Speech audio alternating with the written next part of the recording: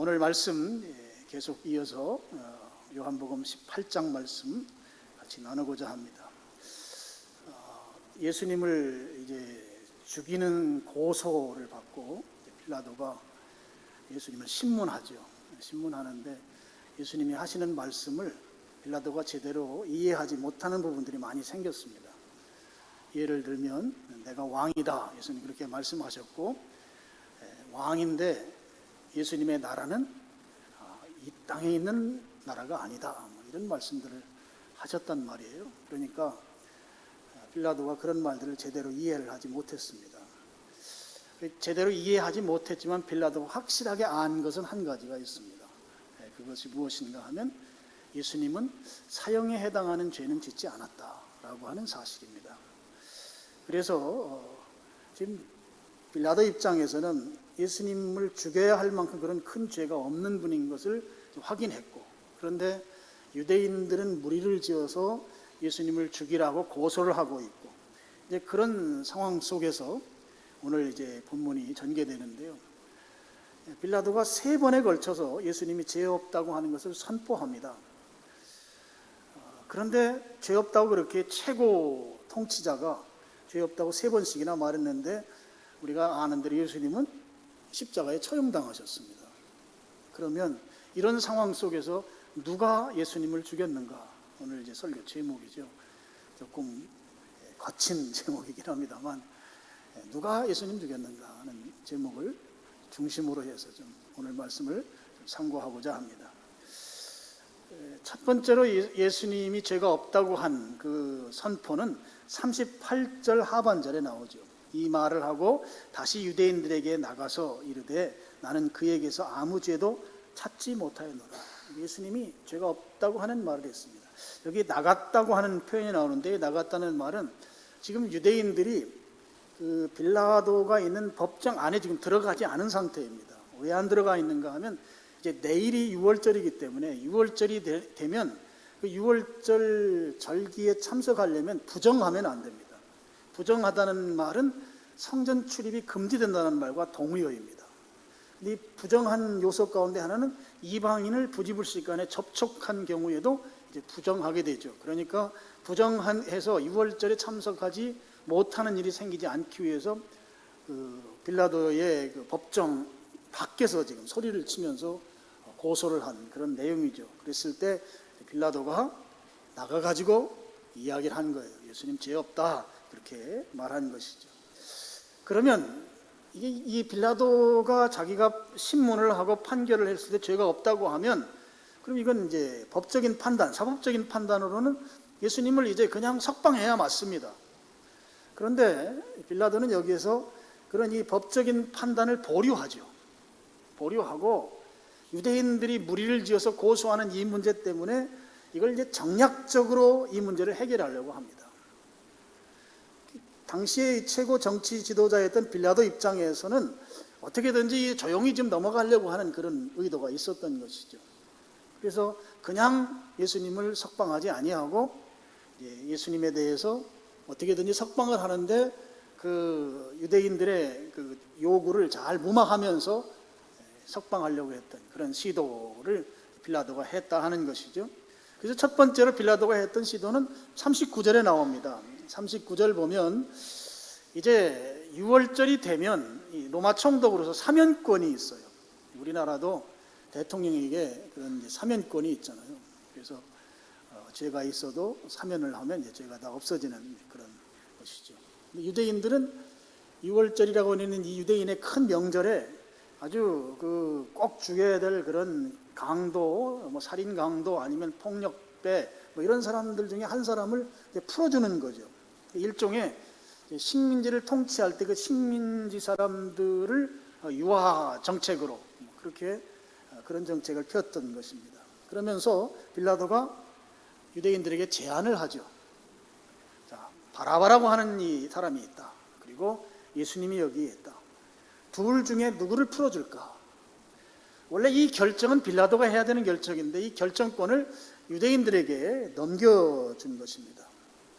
그 선택권이 이제 유대인들에게 간 거예요. 그랬을 때 유대인들은 그 소리를 듣자마자 이제 소리를 지르면서 뭐라고 말하는가 하면 40절입니다. 18장 40절.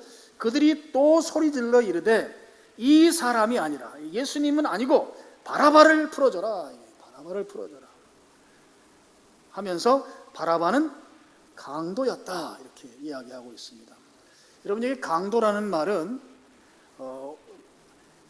어떤 사람으로부터 어떤 물건을 빼앗고 귀중품을 갈취하기 위해서 상해를 입히면서 그렇게 강제적으로 물건을 빼앗는 그런 행위를 강도라고 하죠.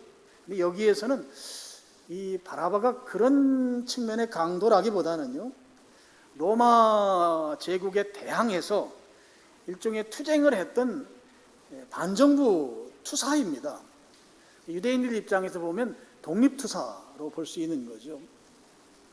아마도 바라바는 로마 제국에 대항해서 물리적으로 폭력적인 방법으로 항거했던 유대인들의 한 지파가 있습니다. 그 파벌이 있습니다. 그 파벌의 이름이 열심당원이라고 불러요. 주로 갈릴리 지역에서 주로 그렇게 물리적인 폭력적인 방법으로 대항을 했었던 거죠. 최근에 우리가 사용하는 성경에는 열심당원이라고 표현되지 않고, 이제 마태복음 같은 데는 가나나인이라고 그렇게 표현하고 있고, 또 누가가 기록한 사도행전 같은 데 보면 셀롯인이라고 이렇게 표현합니다. 이게 다 열심당원 사람들입니다. 이 사람들은 로마 제국에 폭력적으로 대항했던 그런 사람들인 것이죠. 그런 사람들은 로마 제국 입장에서 보면 상당히 부담이 큰 인물들입니다. 그래서 그런 사람들을 발견하면 십자가에 처형하는 것이 당시 로마 제국이 행했던 그들의 처리법이었습니다. 빌라도는 이 바라바라고 하는 사람과 예수님을 놓고 둘 중에 누구를 석방시킬까 했을 때 빌라도는 예수님을 석방해달라고 할 줄 알았던 것 같아요. 그런데 그들은 소리치면서 바라바를 석방해달라고 했습니다. 그럼 빌라도가 왜 예수님을 석방해달라고 그렇게 생각했을까 하면, 이 바라바는 당시의 유대교 또는 유대인 권력자들에게도 상당히 부담스러운 인물이었습니다. 예수님을 고소한 유대인 권력자들, 예수님을 십자가에 죽이라고 소리치는 그 권력자들의 신분은 사두개인들이었습니다. 주로 성전에서 일하는 제사장들과 그 수하의 사람들이 다 사두개파 사람들이에요. 이 사두개파 사람들의 특징은 친로마파인 것이죠. 예전에 우리가 일제 식민지하에 살 때 친일파 같은 그런 인식을 갖게 했던 사람들이 바로 이 사두개파 사람들입니다. 그런데 지금 바라바는 어떻게 보면 반로마파인 거죠. 무력투쟁을 통해서라도 독립해야 된다고 하는 그런 의식을 가졌던 사람들이 열심당원들이었기 때문에 지금 바라바를 풀어준다고 하는 것은 지금 예수님을 고소한 그 유대인 권력자들에게도 굉장히 부담스러운 것이죠. 풀려나서 지금 친로마적인 행위를 하는 이 사두개파, 친로마파 지금 유대인 권력자들에 대해서 어떤 해코지를 할지 걱정스러운 일 아니겠습니까? 그런데도 이들은 바라바를 풀어달라고 소리친 것입니다. 지금 그들이 바라바를 풀어달라고 한 것이 얼마나 말이 안 되는가 라고 하는 것을 오늘 요한복음에서는 40장 끄트머리에 바라바는 강도였더라 라고 하는 말을 기록해 놓은 거예요. 지금 유대인 권력자들이 사리분별도 제대로 못하고 오로지 예수님을 죽이기 위해서 모든 그 의식 구조가 지금 제대로 작동하지 못하고 있다 라고 하는 것을 분명히 가르쳐주는 표현이 바라바는 강도였다 이 말이에요. 그 사람 풀어주면 안 되는 사람인데 자기들에게 어떤 우회, 어떤 해코지가 올지도 모르는 그런 사람인데도 예수님은 죽이고 그 사람 살려달라고 했다. 그 표현이 이렇게 40절 그 말미에 한 문장으로 꼬투리가 이렇게 달려 있는 것이죠. 바라바가 예수님을 석방하려고 했던 그 계획이 이제 무산된 것이죠. 빌라도가 바라바를 풀어주면서 예수님 석방시키는 것이 무산된 것입니다. 그런데 예수님을 처형할 만한 어떤 죄목도 없어요. 죄가 없어요. 죽이면 안 된다는 것이죠. 그것을 빌라도가 다 확인했단 말이에요. 그러면 그냥 풀어주면 되잖아요. 근데 빌라도는 풀어주질 못해요. 그래서 이제 이 빌라도를 연구한 분들은 이런 부분들을 보고 빌라도가 굉장히 우유부단하다, 정치가로서의 결단력이 없다, 뭐 이렇게 표현하는 영역이 바로 이런 부분입니다. 왜 그렇게 우유부단했는가 하면 유대인들의 그 소요 사태가 걱정됐기 때문입니다. 유대인들이 밀란을 일으킨다. 그들이 시위하고 그들이 민중 봉기가 일어나면 그렇잖아도 로마 제국 그 황제로부터 별로 신임을 받지 못했던 빌라도 입장에서는 자기의 그 자리가 위태롭죠. 그러니까 어떻게 해서든지 조용히 무마하고 넘어가는 쪽으로 빌라도는 생각했던 것입니다. 그래서 다시 예수님을 석방하기 위한 시도를 그가 하게 되는 것이죠. 이 두 번째로 빌라도가 예수님을 석방하기 위해서 했던 시도는 예수님에게 책찍질을 하는 것입니다. 예수님이 책찍질이라고 하는 이 형벌을 받고 그 책찍질을 당하게 되면 몸이 완전히 만신창이가 되지 않겠습니까? 그리고 이 만신창이가 된 예수님의 모습을 유대인들이 보고, 자, 우리가 죽이라고 막 소리쳤던 저분이 저 정도 빌라도로부터 이렇게 책찍질형을 받았으면 그래도 어느 정도 이제 괜찮겠다 하고 일말의 어떤 인간적 동정심을 가지고 이제 그럼 석방해 주십시오, 이렇게 나올 것을 예상하고 빌라도가 책찍질형을 이제 예수님에게 내린 것이죠. 그래서 자기 수하에 있는 로마 군인들에게 책찍질형을 집행하도록 이제 명령을 합니다. 그래서 19장 1절을 보면 이에 빌라도가 예수를 데려다가 책찍질하더라 그랬습니다. 여러분, 이 책찍질이 이게 기록에 보면 책찍질하는 것만으로도 죄수를 죽일 수 있다고 그래요. 그런데 이제 우리 영화 패션 오브 크라이스트 같은 데 보면 죽이는 것은 결코 하면 안 된다, 뭐 이런 빌라도가 그렇게 이제 명령을 하죠. 그만큼 잔인한 고문이 책찍질 고문입니다. 그런데 이 로마의 군인들은 빌라도의 그런 의도를 제대로 알지 못했던 것 같아요. 그래서 예수님에게 대해서 정말 잔인하게 꼭 미친 사람들이 달려들듯이 예수님을 아주 심하게 책찍질합니다. 이 책찍이라고 하는 것이 뭐 가죽으로 된 매끈한 가죽끈으로 돼서 몇 대 때리고 마는 뭐 그런 정도가 아니라는 것이죠. 이제 로마 군인들이 예수님을 책찍질했던 그 책찍을 일명 전갈책찍이라고 그래요. 끄트머리가 전갈처럼 생겼다고 해서. 그래서 그 책찍을 맞게 되면 살점이 툭툭 떨어져 나가고, 이 책찍질형을 당했던 사람들의 그 모습을 기록해 놓은 글을 보니까 뼈가 드러나고 또 창자가 터지고 몸이 완전히 살점들이 다 떨어져 나간 사람이 아닌 모습처럼 그렇게 됐다고 하는 기록들이 있는 것을 보면 이게 아주 심한 그리고 아주 무서운 그런 고문이 바로 책찍질형이었다 하는 거예요.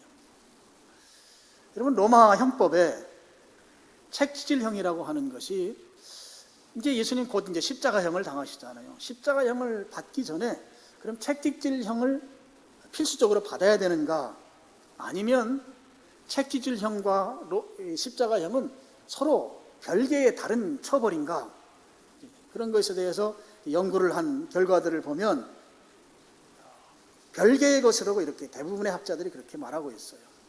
책찍질형을 당하는 사람이 꼭 십자가형 받기 전에 그렇게 받는 것이 아니다 하는 것이죠. 그런 차원에서 우리 빌라도가 예수님을 책찍질형을 했다고 하는 것은 십자가에 처형하지 않으려는 그런 의도가 있었다 하는 것으로 그렇게 볼 수가 있는 것이죠. 그렇게 해서 유대인들이 지금 예수님 십자가에 못 박으라고 막 소리치는 그 요구도 어느 정도 채워주고, 이 책찍질형을 통해서 그러면서 예수님은 죽이지 않고 뭐 이렇게 넘어가려고 하는 의도가 빌라도의 의도였다 하는 것이죠. 그런데 실제 이제 책찍질형을 집행하는 그 군인들을 보면 예수님을 살려주라는 이 빌라도의 의도는 다 잊어버리고 그냥 정말 죽일 듯이 예수님을 가혹하게 책찍질형으로 예수님에게 그렇게 형벌을 가하는 것을 볼 수 있습니다. 어디에서 그런 걸 볼 수 있는가 하면 바로 2절입니다. 19장 2절, 군인들이 가시나무로 관을 엮어 그의 머리에 씌우고 자색옷을 입혔다고 하는 내용이죠. 이게 바로 로마 군인들이 자기들의 그 권한을 남용한, 그야말로 아주 예수님을 가혹하게 다루었다고 하는 내용인 거예요. 여러분, 이 예수님이 스스로 왕이라고 말씀하셨잖아요.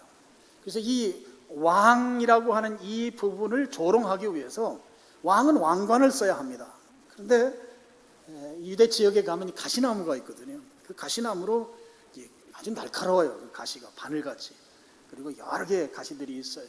이 가시나무로 관을 만들어서 예수님의 머리에 씌운 거예요. 왕관이 아닌 가시관을 예수님 머리에 씌웠습니다. 근데 우리 이 머리에는 아주 혈관들이 많이 있거든요. 그러니까 그 가시관을 쓰니까 그 머리에서 피가 흘러내려서 뭐 얼굴을 완전히 다 적시고 그냥 온통 몰골이 많이 아닌 모양이 아마 되었을 것입니다. 그리고 그들은 입던 옷을 벗기고 자색 옷을 입혔다는 것이에요. 이 자색 옷은 당시에 이제 색깔이 있는 옷은 이 권력자들이 입는 옷이었습니다. 특별히 이 자색으로 된 옷은 왕이 입는 그런 옷이죠. 왕권을 상징하는 것입니다. 유대인의 왕이라고 했으니까 왕을 상징하는 옷을 입히지만 이 자색이 아주 싸구려 천으로 되어 있는 그런 옷을 왕이라고 하면서 입혀준 것이죠. 그러면서 3절에 보면 앞에 가서 이르되 유대인의 왕이여 평안할지어다 하며 손으로 때리더라 그랬어요. 유대인의 왕이여 평안할지어다는 왕 앞에 신하들이 가서 아련할 때 처음 하는 인사말입니다. 평안하다, 이 말이 이제 유대인들의 인사말이잖아요. 그러니까 예수님이 왕인데 머리에 왕관을 쓰지 않고 가시관을 쓰고 있고, 그 다음에 홍포, 자색 옷을 입었는데 이 아주 왕이 입는 옷이 아닌 그야말로 싸구려 천대기를 갖다 입혀놓고, 그러면서 그 앞에서 로마 군인들이 왕이여 평안합니다 하고 그 아련하면서 인사하는 그 인사법으로 지금 나가가고 있는 것은 예수님을 아주 모독하고 조롱하고 아주 업신여기는 그런 태도를 지금 보이고 있는 것이다 하는 거예요. 그래서 우리 독자들이 이걸 읽으면서 조롱하는 것이 아니라고 할까봐 우리 성경은 친절하게 한마디를 더 붙여놨잖아요. 3절에 손으로 때리더라 그랬어요.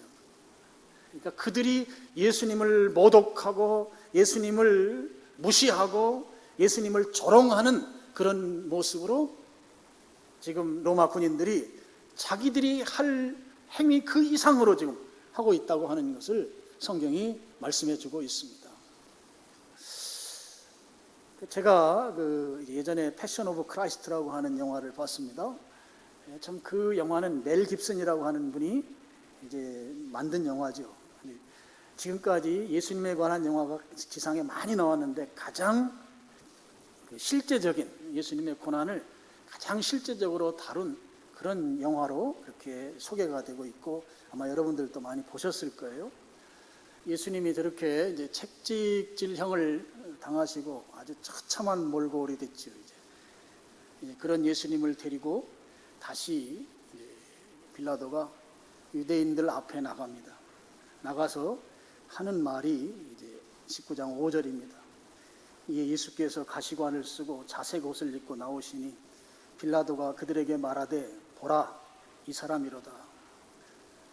지금 왕인데 모욕당한 모습을 그대로 하고 그 다음에 책찍을 맞았기 때문에 몸은 만신창이가 됐을 것이에요. 그리고 온통 피투성이었을 것입니다. 그런 모습으로 유대인들 앞에 데리고 나와서 이 사람이다.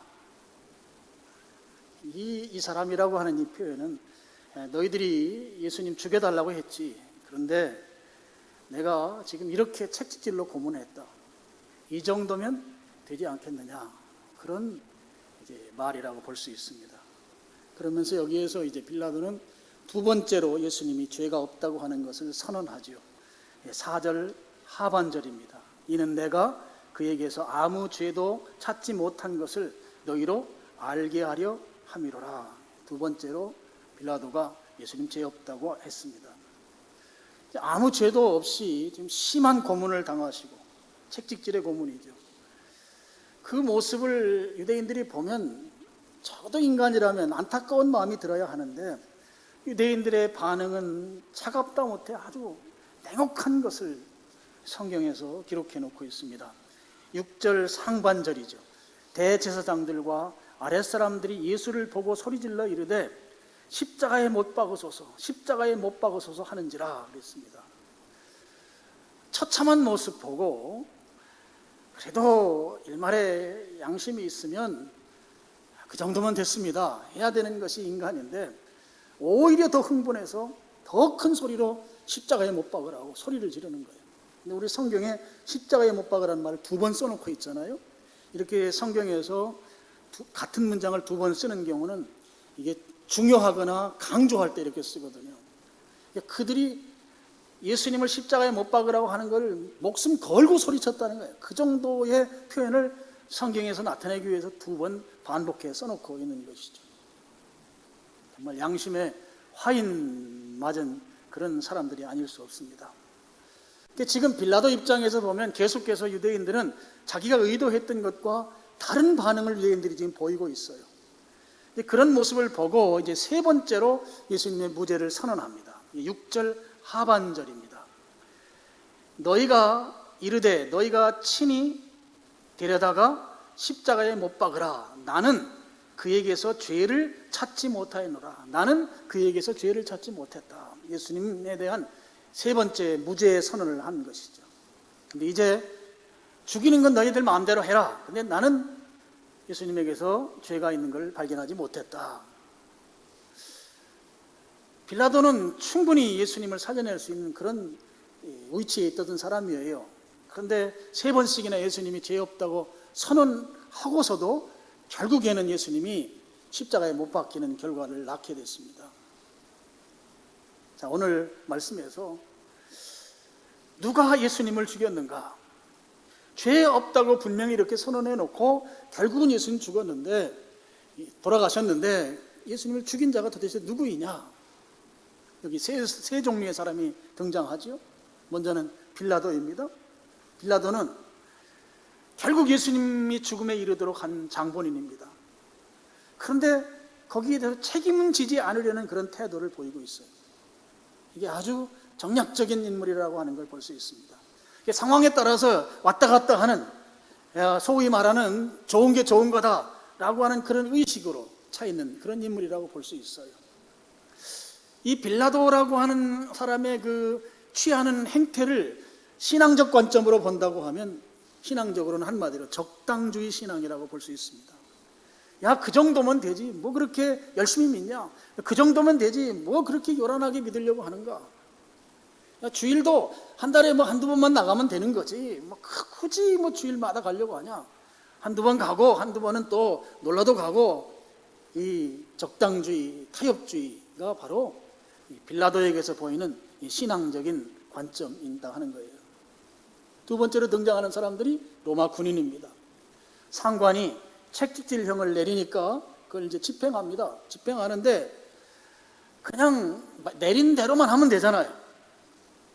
그런데 여기에 사악한 인간의 본성이 그대로 드러납니다. 그들은 지금 자기들이 채찍질형을 하는 그 대상이 누구인지도 지금 제대로 모르고, 예수님이 채찍에 고통스러워하면 오히려 그것을 즐기는, 예수님의 고통을 즐기는 아주 전형적인 그 악한 인간의 모습을 그대로 보여주고 있는 사람들이 로마 군인이죠.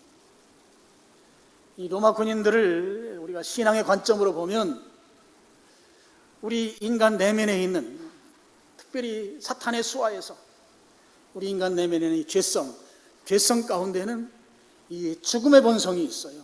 이걸 사나토스라고 말해요. 프로이트가 주장했죠.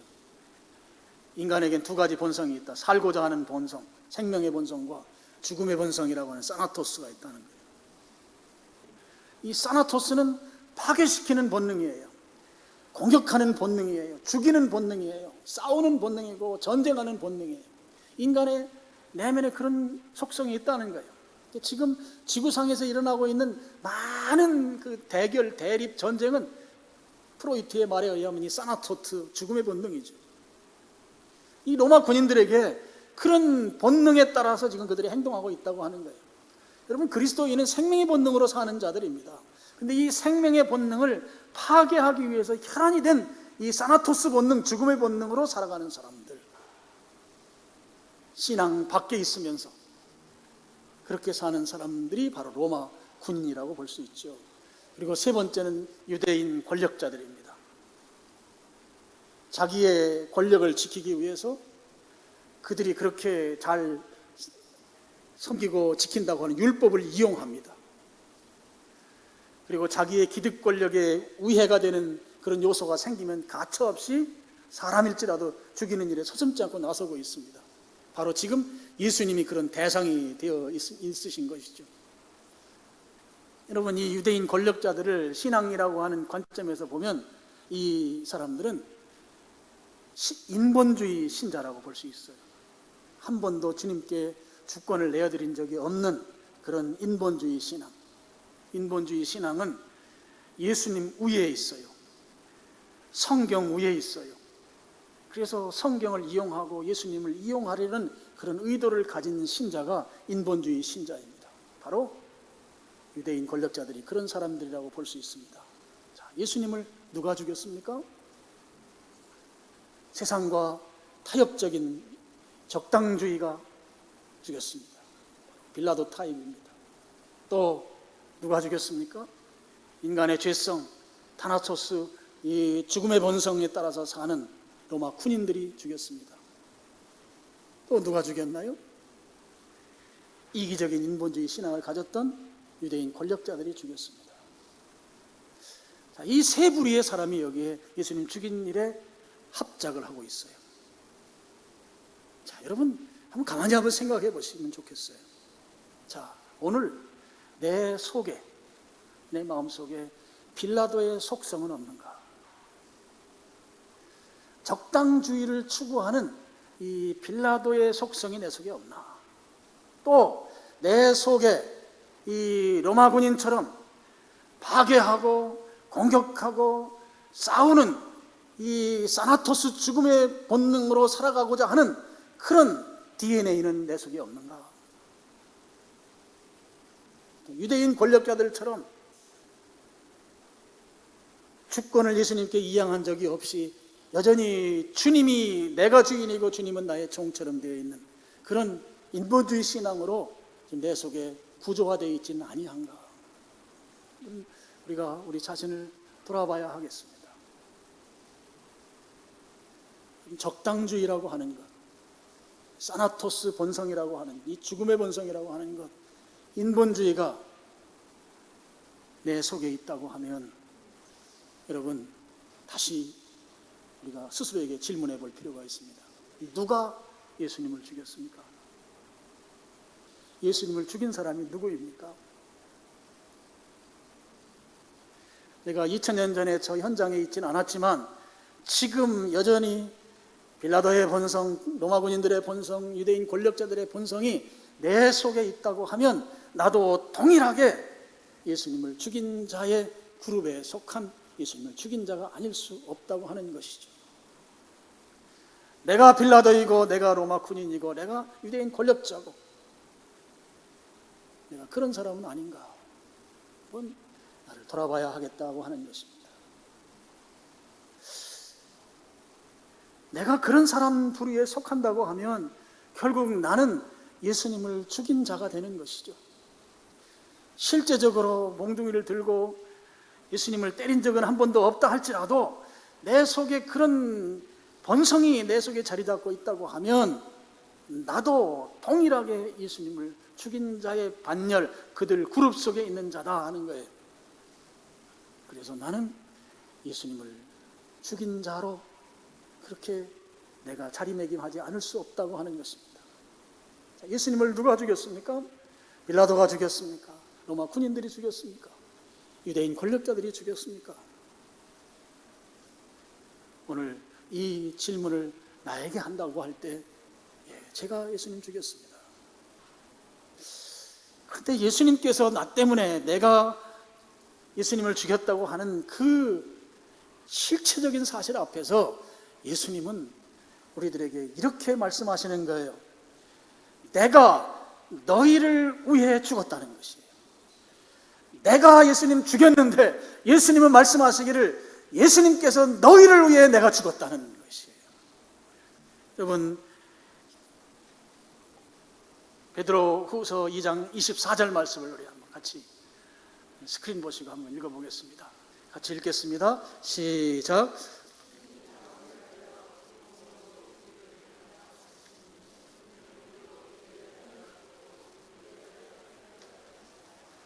그가 책찍에 맞음으로 너희는 나음을 얻었다. 여러분, 책찍에 맞음으로 우리가 나음 입었잖아요.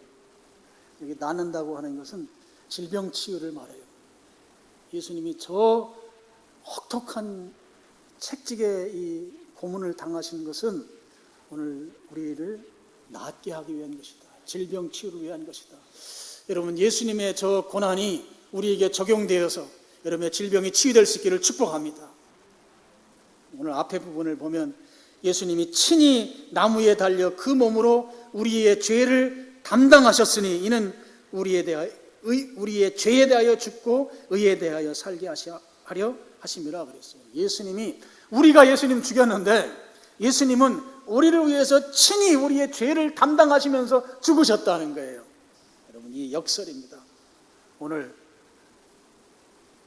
예수님께서는 우리가 죽였는데도 아니야, 내가 너희를 위해 죽은 거야. 주님이 그렇게 우리를 용서하시고 우리를 받아주시는 것이에요. 그럴 때 우리 어떻게 살아야 하겠습니까? 빌라도 타입의 신앙에서 벗어나야 하죠. 적당주의 신앙에서 벗어나야 하는 것입니다. 여러분, 성경에 보면 차든지 덥든지 하라고 그랬어요. 신앙이 분명해야 된다는 거예요. 그냥 애매하게 이게 예수님 믿는 건지 안 믿는 건지 분간 가지 않는 그런 이 적당주의 신앙으로는 안 된다는 것이죠. 적당주의 신앙에서 벗어나야 한다. 로마 군인들 같은 경우는 사나토스의 본능, 물론 그들은 불신자입니다. 그래서 그 사나토스의 본능에 의해서 예수님이 막 고통당하는 걸 막 즐기면서 고통당하는 게 재밌는 거예요. 이게 인간 속에 있는 이 사나토스의 본능이에요. 우리는 사랑의 본능으로, 생명의 본능으로 그렇게 살아야 될 줄로 믿습니다. 그래서 내 주변에 이 생명의 본능이 없는 자들에 대해서 긍휼히 여기는 마음을 갖는 것이 오늘 우리가 예수님을 죽였는데 안 죽였다고 여겨주시는 그 주님의 은혜에 우리가 반응하는 것이죠. 또 우리 인본주의, 유대인 권력자들이 갖는 이 인본주의 신앙에서 벗어나서 예수님이 우리의 주님이시다. 지난주에 우리는 예수님이 우리의 목자이시다. 이번에는 예수님이 나의 주인이시다. 주인. 네, 주님이시라고 하는 것을 인정하고 예수님 중심으로 사는 것이에요. 예수님 중심으로. 갈라디아서 2장 20절에 보면 그런 삶을 뭐라고 하는가 하면 예수님을 믿는 믿음 안에서 사는 것이라 그랬어요. 이런 믿음으로 사는 것입니다. 믿음으로. 예수님 안에서 사는 삶, 주님 중심으로 사는 삶, 그것은 바로 믿음으로 사는 삶이다. 그래서 오늘 여러분이 나도 동일하게 빌라도 같고 로마 군인 같고 유대인 권력자 같은 존재인데 예수님께서는 우리가 그렇게 예수님을 사망하게 했는데도 불구하고 아니야, 내가 너희들의 죄를 위해서 내가 죽은 거야 라고 예수님이 그렇게 우리를 받아주시는 그 은혜 앞에서 분명한 신앙, 차든지 덥든지 한 분명한 신앙과 생명을 가진 자로서 생명 없는 자를 불쌍히 여기는 신앙, 그리고 인본주의가 아닌 주님 중심주의, 신본주의 신앙으로 살아가는 여러분들 다 되시기를 주님의 이름으로 축원합니다. 네, 기도하겠습니다. 아버지 하나님 감사합니다.